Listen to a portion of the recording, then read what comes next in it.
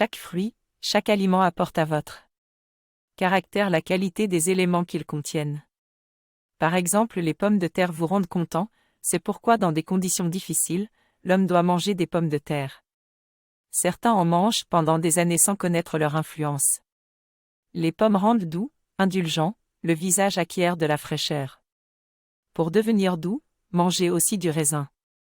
Les cerises apportent gaieté et joie. Le blé, les poires, tous les fruits ont mûri au soleil et il n'y a pas de raison de les cuire. Mangez-les dans leur état naturel. Par contre, ne les mangez pas trop mûrs. Par les fruits, la nature nous donne une possibilité de transformation. Les enfants aiment les fruits, c'est pourquoi leur caractère et leurs états d'âme se transforment facilement. L'influence des fruits sur nous est encore plus forte quand on les mange en connaissant leurs propriétés. La nourriture que vous mangez doit être parfaitement fraîche, sinon elle produit des toxines qui détruisent l'organisme.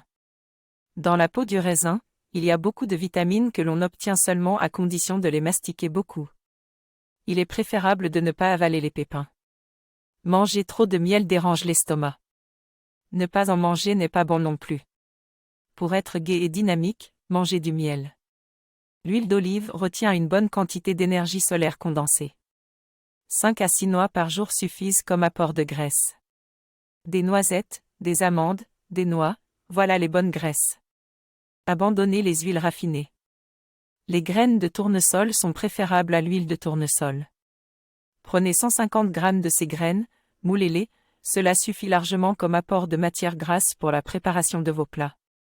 Le piment piquant s'utilise contre la fièvre mais pour l'homme en bonne santé il n'est pas recommandé, pas plus que les aliments trop acides ou trop sucrés. Ce qui est bon pour l'adulte n'est pas forcément bon pour l'enfant.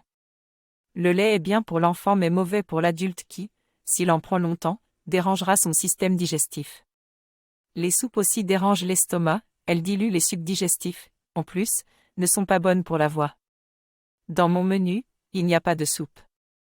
Il y a des pommes et de la nourriture solide pour que les dents travaillent. Autrefois, les enfants aimaient beaucoup mâcher du mastic ou résine de lentisque. Ainsi, sans le savoir, ils nettoyaient leurs dents et les renforçaient car la mastication favorise l'afflux du sang vers les gencives. Des courgettes et des oignons frits, je n'en mange pas, des fromages non plus. Un peu de radis râpé avec de l'huile d'olive, du citron ou du vinaigre, un peu de pain, rien de plus. Vous pouvez manger de l'oignon mais comme pour les pommes, ne les coupez pas en petits morceaux. Ne faites pas des choses qui ne vous apportent rien.